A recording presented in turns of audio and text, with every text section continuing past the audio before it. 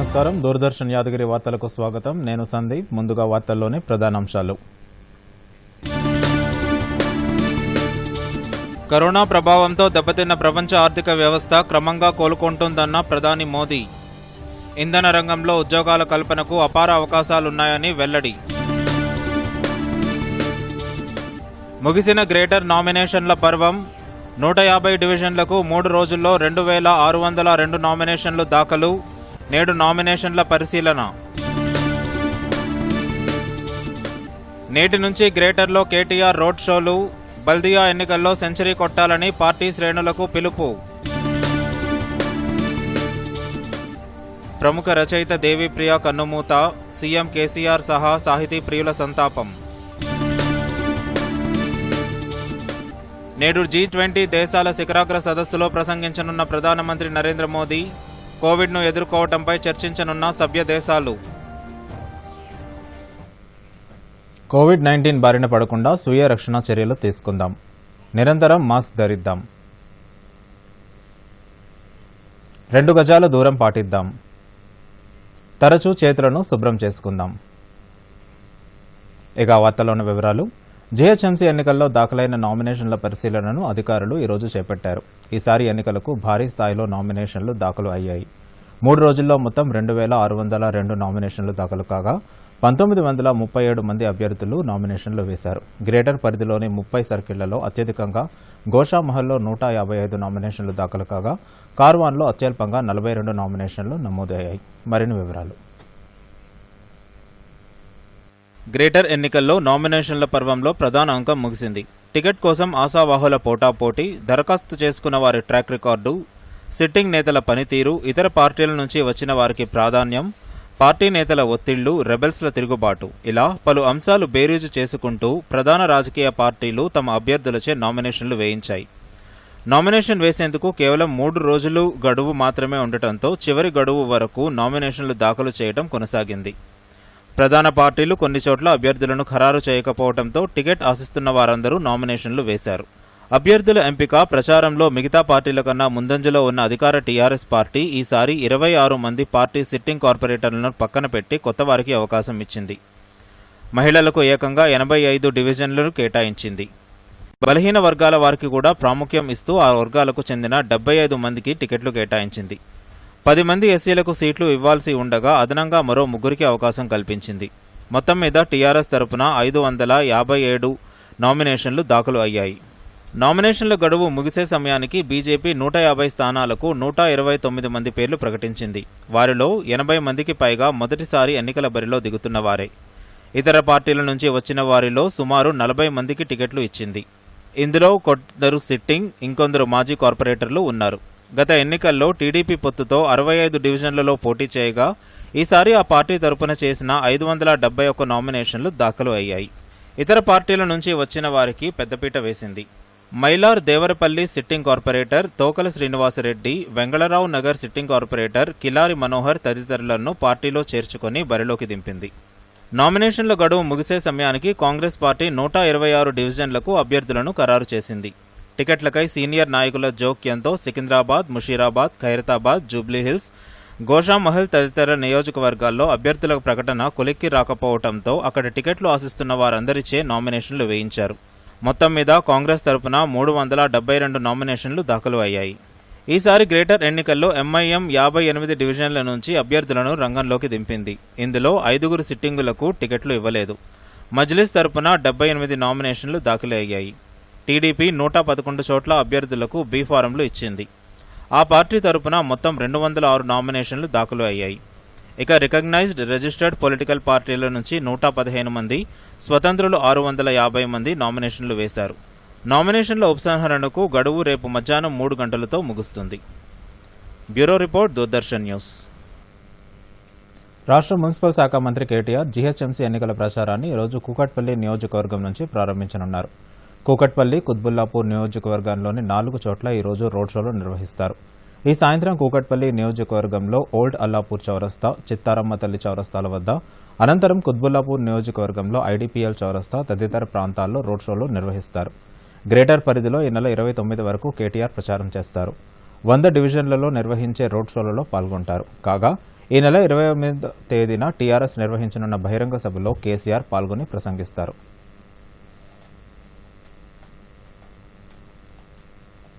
ప్రధానమంత్రి నరేంద్ర మోదీ గాంధీనగర్లోని పండిట్ దీన్ దయాళ్ పెట్రోలియం విద్యాలయంలో 5 అత్యాధునిక సౌకర్యాలను ప్రధానమంత్రి నరేంద్ర మోదీ వర్చువల్గా ప్రారంభించారు. బిజినెస్ ఇంక్యుబేటర్, 48 వాట్ల సౌరశక్తిని ఉత్పత్తి చేసే సోలార్ ప్యానెళ్లు ప్రధానమంత్రి ప్రారంభించిన వాటిలో ఉన్నాయి. స్పోర్ట్స్ అథారిటీ ఆఫ్ గుజరాత్ నిర్మించిన క్రీడా ప్రాంగణాన్ని కూడా ప్రధానమంత్రి ప్రారంభించారు.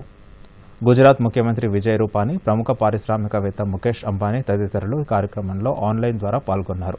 అనంతరం విశ్వవిద్యాలయం 8వ స్నాతకోత్సవం సందర్భంగా ప్రధాని విద్యార్థులను ఉద్దేశించి ప్రసంగించారు. దేశంలో కార్బన్ ఉద్గారాలను 30 నుంచి 35% తగ్గించేందుకు ప్రభుత్వం చర్యలు తీసుకుంటుందని తెలిపారు. ఈ దశాబ్దంలో ఇంధన అవసరాల కోసం సహజ వాయు వినియోగం 4 రెట్లు పెంచేందుకు కృషి జరుగుతోందని చెప్పారు. కరోనా ప్రభావంతో దెబ్బతిన్న ప్రపంచ ఆర్థిక వ్యవస్థ క్రమంగా కోలుకుంటుందని ఆయన తెలిపారు. కోవిడ్ మహమ్మారి నేపథ్యంలో ప్రపంచవ్యాప్తంగా ఇంధన రంగంలో మార్పులు చోటు చేసుకుంటున్నాయని అన్నారు. ఈ రంగంలో పరిశ్రమల స్థాపన, ఉపాధి అవకాశాలు పెరిగేందుకు ఎన్నో అవకాశాలు ఉన్నాయని చెప్పారు. ఈ అవకాశాలను సద్వినియోగం చేసుకుంటూ ఆత్మనిర్భర్ భారత్ లక్ష్య సాధనకు తోడ్పడాలని ప్రధాని విద్యార్థులకు పిలుపునిచ్చారు. पंडित दीनदयाल उपाध्याय पेट्रोलियम यूनिवर्सिटी के 8वें कॉन्वोकेशन के अवसर पर आप सभी को बहुत बहुत बधाई। नेशन बिल्डिंग के जिस बड़े लक्ष्य को लेकर आज आप यहां से प्रस्थान कर रहे हैं, उस नई मंजिल के लिए, नए सफर के लिए मुझे विश्वास है कि आप अपनी स्किल, अपने टैलेंट, अपने प्रोफेशनलिज्म से आत्मनिर्भर भारत की बड़ी ताकत बन के उभरेंगे और पीडीपीयू की प्रगति देखते हुए आज मैं गुजरात सरकार को भी अनुरोध करता हूं कि जब मैं इस काम पे शुरू में सोच रहा था तब मेरे मन में था कि एक पेट्रोलियम यूनिवर्सिटी, क्योंकि गुजरात पेट्रोलियम क्षेत्र में आगे बढ़ना चाहता था, लेकिन अब जिस प्रकार से देश और दुनिया की रिक्वायरमेंट है, जिस प्रकार से इस यूनिवर्सिटी ने अपना रूप लिया है, मैं गुजरात सरकार से आग्रह करूंगा कि कानून में अगर आवश्यक हो तो परिवर्तन करके इसको सिर्फ पेट्रोलियम यूनिवर्सिटी के बजाय अच्छा होगा अब इसको हम एक एनर्जी यूनिवर्सिटी के रूप में कन्वर्ट करें। पेट्रोलियम यूनिवर्सिटी कल्पना मेरी ही थी और आज मेरी ही कल्पना का विस्तार करते हुए मैं पेट्रोलियम की जगह पे पूरा एनर्जी सेक्टर को इसके साथ जोड़ने के लिए आपसे आग्रह करता हूं। आप लोग विचार कीजिए, अगर ठीक लगता है मेरा सुझाव तो उस पर देखिए। यहां स्थापित होने जा रहे 45 मेगावाट का सोलर पैनल मैन्युफैक्चरिंग प्लांट हो या centre of excellence on water technology, देश के लिए पीडीपीयू के लार्जर विजन को भी ये प्रकट करता है। G20 దేశాల 15వ శిఖరాగ్ర సదస్సు ఈరోజు ప్రారంభమవుతుంది. 21వ శతాబ్దంలో అందరికీ అవకాశాలు అనే ఇతివృత్తంతో సౌదీ అరేబియా రాజు Salman bin Abdul Aziz Al Saud అధ్యక్షతన వర్చువల్గా జరిగే ఈ సదస్సులో ప్రధానమంత్రి నరేంద్ర మోదీ పాల్గొని ప్రసంగిస్తారు. కోవిడ్-19 నుంచి కోలుకుని సుస్థిర, సమ్మిళిత అభివృద్ధి సాధన లక్ష్యంగా ఈ సదస్సు జరుగుతుంది. కోవిడ్ను ఎదుర్కోవడం, వైరస్ వల్ల దెబ్బతిన్న ఆర్థిక వ్యవస్థలను తిరిగి గాడిలో పెడుతూ కోల్పోయిన ఉద్యోగాలను తిరిగి సృష్టించడం తదితర అంశాలపై ప్రధానంగా ఈ సమావేశంలో చర్చిస్తారని విదేశాంగ శాఖ ప్రతినిధి అనురాగ్ శ్రీవాస్తవ తెలిపారు. Will be on an inclusive, resilient and sustainable recovery from the COVID-19. During the G20 summit, the leaders will discuss pandemic preparedness and the ways and means to restore jobs. The leaders will also share their vision for building an inclusive, sustainable and resilient future. India will enter the G20 Troika along with Saudi Arabia when Italy will take over the G20 presidency on the 1st of December. TV ఈ యొక్క electronic device మనల్ని మంత్రముగ్ధుల్ని చేస్తుంది. కాదేది కళకు అనర్హం అన్న చందంగా వినోదమైన విషయమైన ఆరోగ్యమైన అందమైన కాదేది ప్రసరణకు అడ్డు అని దూసుకెళ్తోంది టీవీ. ఒకప్పుడు శ్రీమంతులకే అందుబాటులో ఉండే ఈ వస్తువు నేడు కామన్ మ్యాన్ ఇంట్లోనూ కనువిందు చేస్తోంది. నేడు ప్రపంచ టెలివిజన్ దినోత్సవం సందర్భంగా బుల్లితెర ప్రస్థానంపై దూరదర్శన్ అందిస్తున్న ప్రత్యేక కథనం. బుల్లితెర అని మనం ముద్దుగా పిలుచుకునే టెలివిజన్ ప్రపంచాన్ని నేడు ఊహించడం కూడా అసాధ్యమే. అంతర్జాతీయ, జాతీయ, స్థానిక వార్తలతో పాటు ప్రపంచవ్యాప్తంగా జరుగుతున్న ఎన్నో వింతలు, విశేషాలను మన నట్టింట్లో ఆవిష్కరిస్తుంది టీవీ. మానవాళికి టెలివిజన్ అందిస్తున్న సేవలకు గుర్తుగా ప్రతి ఏటా నవంబర్ 21ని వరల్డ్ టెలివిజన్ డేగా జరుపుకుంటున్నారు. ప్రపంచవ్యాప్తంగా వరల్డ్ టెలివిజన్ డేని నవంబర్ 1న జరుపుకోవాలని ఐక్యరాజ్యసమితి 1996లో తీర్మానించింది. మన దేశంలో మొట్టమొదట 1959 సెప్టెంబర్ 15న ఢిల్లీలో టెలివిజన్ ప్రసారాలు ప్రారంభమయ్యాయి. 1975 వరకు భారత్లోని 7 నగరాల ప్రజలకు మాత్రమే టీవీ ప్రసారాలు అందుబాటులో ఉన్నాయి.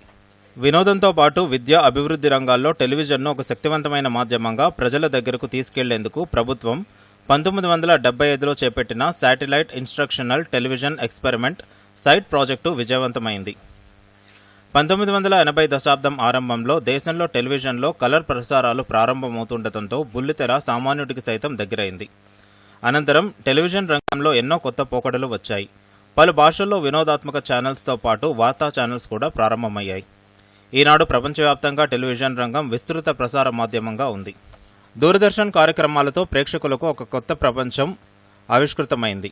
వారానికోసారి తెలుగు, హిందీ భాషల్లో చిత్రలహరి, చిత్రహార్, తెలుగు సినిమాలు, వార్తలు, విశేషాలు, హమ్ లోగ్, బునియాద్, దేక్ బాయ్ దేక్, రామాయణం, మహాభారతం వంటి అనేక సీరియల్స్ ప్రేక్షకుల మధ్యలో చెరగని ముద్ర వేశాయి. సత్యం, శివం, సుందరం అనే నినాదంతో దూరదర్శన్ నాణ్యమైన కార్యక్రమాలు, నిష్పాక్షికతతో కూడిన వార్తలను ప్రజలకు చేరవేస్తూ ప్రేక్షకుల హృదయాల్లో చెరగని ముద్ర వేసుకుంది. 1990 దశాబ్దం నుంచి దేశంలో టెలివిజన్ బ్రాడ్కాస్టింగ్ రంగంలో పలు మార్పులు చోటు వేసుకున్నాయి. 1991 గల్ఫ్ యుద్ధం దృశ్యాలను శాటిలైట్ ఛానల్ ద్వారా దేశ ప్రజలు వీక్షించారు. అప్పటి నుండి దూరదర్శన్తో పాటు అన్ని భాషలలో ప్రైవేటు ఛానళ్ల ద్వారా ప్రజలు టెలివిజన్ కార్యక్రమాలు వీక్షిస్తున్నారు. ప్రజలకు వినోదం, విజ్ఞానం పంచేందుకు అన్ని భాషలలో వందల ఛానళ్లు ఆవిర్భవించాయి. 1995 తర్వాత ప్రైవేటు ఛానళ్లు వార్తా ప్రసారాలను కూడా ప్రారంభించాయి. స్పెషల్ ఆడియన్స్ కోసం ఆరోగ్యం, వాణిజ్యం, భక్తి, పిల్లలు, సంగీతం తదితర అంశాలపై ఛానళ్లు అందుబాటులో ఉన్నాయి. ఒకప్పుడు డిష్ యాంటెనా ద్వారా టీవీ ప్రసారాలు చూసిన ప్రేక్షకులు నేడు అరచేతిలో మొబైళ్లలో టీవీ ప్రసారాలు చూడగలుగుతున్నారు. నట్టింటి నుంచే రకరకాల కార్యక్రమాలు చూసుకునేందుకు ప్రేక్షకులకు అపరిమితమైన ఆప్షన్లు అందుబాటులో ఉన్నాయి. ఓటీటీ అంటే ఓవర్ ది టాప్ వంటి టెక్నాలజీ అందుబాటులోకి రావడంతో నేడు టెలివిజన్ ప్రసారాల్లో మరో కొత్త అధ్యాయం మొదలైంది. మరోవైపు ప్రస్తుతం కోవిడ్ మహమ్మారి నేపథ్యంలో విద్యార్థులకు డిజిటల్ పాఠాలను బోధించేందుకు టెలివిజనే మాధ్యమంగా ఆదుకుంటోంది. తెలుగు ప్రజల మధ్యలో చిరస్థాయిగా నిలిచిన దూరదర్శన్ సప్తగిరి ఛానల్ ప్రత్యేక తెలంగాణ రాష్ట్రం ఏర్పడ్డాక రాష్ట్రానికి ప్రత్యేకంగా దూరదర్శన్ యాదగిరిగా రూపాంతరం చెందింది. ప్రైవేటు ఛానళ్లకు దీటుగా నాణ్యమైన వార్తా ప్రసారాలతో పాటు అనేక కార్యక్రమాలను ప్రసారం చేస్తూ నేటి తరం టీవీ ప్రేక్షకులను సైతం మెప్పిస్తోంది.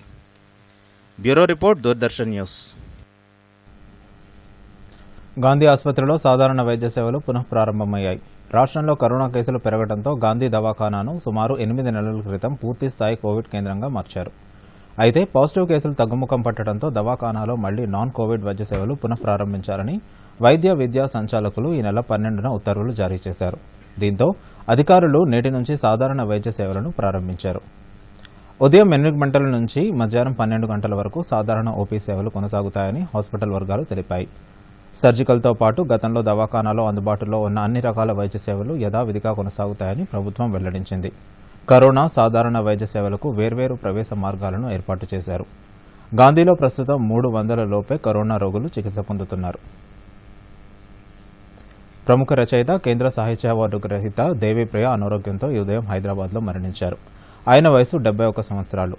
పలు పత్రికల్లో పనిచేసిన దేవిప్రియ అసలు పేరు షేక్ కాజా హుసైన్. అమ్మ చెట్టు, చేపచిలుక, తుఫాన్, తుమ్మెద, గరీబ్ గీతాలు వంటి పలు రచనలు చేశారు. 2017లో గాలి రంగు పుస్తకానికి కేంద్ర సాహిత్య అవార్డును ఆయనకు ప్రభుత్వం బహూకరించింది. దేవిప్రియ మృతి పట్ల ముఖ్యమంత్రి కేసీఆర్ సంతాపం వ్యక్తం చేశారు. కవిగా, రచయితగా, కార్టూనిస్టుగా సామాజిక చైతన్యాన్ని పెంపొందించేందుకు ఆయన ఎంతో కృషి చేశారని ముఖ్యమంత్రి అన్నారు. దేవిప్రియ కుటుంబ సభ్యులకు ముఖ్యమంత్రి తన ప్రగాఢ సానుభూతిని తెలిపారు. వరంగల్లో ఆదర్శ పట్టణ సమాఖ్య సంఘ సభ్యులు వృధాగా పడేసిన వ్యర్థాలతో పలు అలంకార వస్తువులను తయారు చేసి విక్రయిస్తూ ఆర్థికంగా స్థిరపడి మిగతా సభ్యులకు ఆదర్శంగా నిలుస్తున్నారు. వరంగల్లో మెప్పా పరిధిలో 15,000 మహిళా సంఘ గ్రూపులలో 150,000 మంది సంఘ సభ్యులు ఉన్నారు. వీరందరూ వివిధ కార్యక్రమాలు చేస్తూ జీవనం సాగిస్తున్నారు. సృజనాత్మకతతో ఉత్పత్తుల తయారీలో వారికి శిక్షణ ఇవ్వడంతో పాటు ఆర్థిక సహకారం అందించి కమిషన్ సత్పత్తి పమ్మేలా చేయూతనందిస్తున్నారు. తద్వారా ఈ మహిళా సంఘాల సభ్యులు వృధాగా పడేసిన పూలతో ధూప్ స్టిక్స్ తయారు చేసి విక్రయిస్తూ జీవనోపాధి పొందుతున్నారు. And among all they are doing their SSG activities regarding this kind of group sticks. And my side, we are going to provide financial assistance as well as cooperations and marketing. Everything we are going to provide to them. This municipal corporation has started a innovative active to the group of Adarsha TLF. We are collecting the wastage of the flowers from the flower market and collecting all the flowers from them, and they are using these petals and with these dried flower petals they are preparing the agarbattis, doop sticks and diyas etc. మేము వెళ్ళి పొద్దున్నే పూలు తీసుకురావడము, తర్వాత వాటిని ఆరబెట్టాలి, ఆరబెట్టి petals తయారు చేయాలి. దాంట్లో కూడా మేము కొంతమంది వృద్ధులకు అవకాశం కల్పించడం జరిగింది.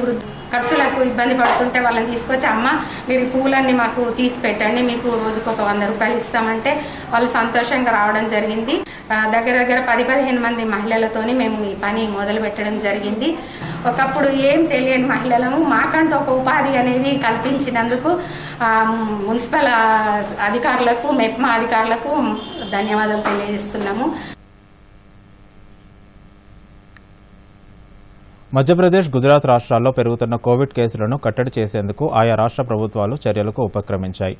మధ్యప్రదేశ్లో ఇందోర్, భోపాల్, గ్వాలియర్, రత్లాం విదేశీ పట్టణాల్లో రాత్రిపూట కర్ఫ్యూ విధించాలని మధ్యప్రదేశ్ ప్రభుత్వం నిర్ణయించింది.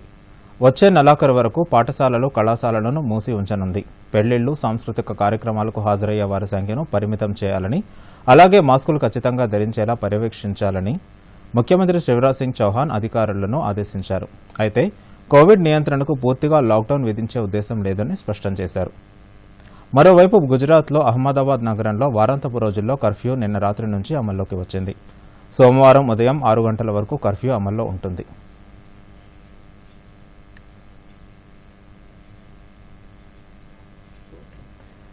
కేంద్ర హోంమంత్రి నేడు తమిళనాడులో పర్యటించనున్నారు. ఆ రాష్ట్ర అసెంబ్లీ ఎన్నికల్లో ప్రధాన ప్రతిపక్షమైన డీఎంకేను ఓడించాలన్న లక్ష్యంతో బీజేపీ జాతీయ నాయకుడు అమిత్ షా ఈ మధ్యాహ్నం అన్నా డీఎంకే నాయకులతో పొత్తుపై చర్చలు జరుపనున్నారు. ఈసారి అన్నా డీఎంకే కూటమిలో ఉన్న బీజేపీ అత్యధిక స్థానాల్లో పోటీ చేయాలని భావిస్తోంది. అంతేకాకుండా అధికారంలో భాగస్వామ్యం కూడా పొందాలని ఆ దిశగా ముమ్మరంగా ప్రయత్నిస్తోంది. బీజేపీ నాయకులు మురుగన్, పొన్ రాధాకృష్ణన్ తదితరులు ఇప్పటికే అన్నా డీఎంకే నేతలతో రహస్య మంతనాలు చేస్తున్నారు. ఇక రాష్ట్ర పర్యటనకు వస్తున్న అమిత్ షాకు చెన్నై నగరంలో ఘన స్వాగతం పలికేందుకు బీజేపీ రాష్ట్ర నాయకులు భారీ ఏర్పాట్లు చేపడుతున్నారు. అన్నా డీఎంకే ఉప సమన్వయకర్త ముఖ్యమంత్రి ఎడప్పాడి పళనిస్వామి, సమన్వయకర్త ఉప ముఖ్యమంత్రి పన్నీర్ సెల్వం, సీనియర్ నేతలతో అమిత్ షా సమావేశమవుతారు. ఆ సమావేశంలో అసెంబ్లీ ఎన్నికల పొత్తు, సీట్ల సర్దుబాట్లకు సంబంధించి ఆయన చర్చిస్తారు. వార్తలు ముగించే ముందు ముఖ్యాంశాలు మరోసారి. దూరదర్శన్ యాదగిరి వార్తలను ఇప్పుడు సోషల్ మీడియాలో కూడా చూడవచ్చు. యూట్యూబ్లో అయితే డీడీ న్యూస్ తెలంగాణ, ట్విట్టర్ వేదిక అయితే DD news Telangana @DD Yadagiri news, మరి ఫేస్బుక్లో అయితే డీడీ న్యూస్ తెలంగాణలో చూసి లైక్ చేయండి, షేర్ చేయండి. కరోనా ప్రభావంతో దెబ్బతిన్న ప్రపంచ ఆర్థిక వ్యవస్థ క్రమంగా కోలుకుంటుందన్న ప్రధాని మోదీ. ఇంధన రంగంలో ఉద్యోగాల కల్పనకు అపార అవకాశాలున్నాయని వెల్లడి. ముగిసిన గ్రేటర్ నామినేషన్ల పర్వం. 150 డివిజన్లకు 3 రోజుల్లో 2602 నామినేషన్లు దాఖలు. నేడు నామినేషన్ల పరిశీలన. నేటి నుంచి గ్రేటర్లో కేటీఆర్ రోడ్ షోలు. బల్దియా ఎన్నికల్లో సెంచరీ కొట్టాలని పార్టీ శ్రేణులకు పిలుపు. ప్రముఖ రచయిత దేవిప్రియ కన్నుమూత. సీఎం కేసీఆర్ సహా సాహితీ ప్రియుల సంతాపం. నేడు G20 దేశాల శిఖరాగ్ర సదస్సులో ప్రసంగించనున్న ప్రధానమంత్రి నరేంద్ర మోదీ. కోవిడ్ను ఎదుర్కోవడంపై చర్చించనున్న సభ్య దేశాలు.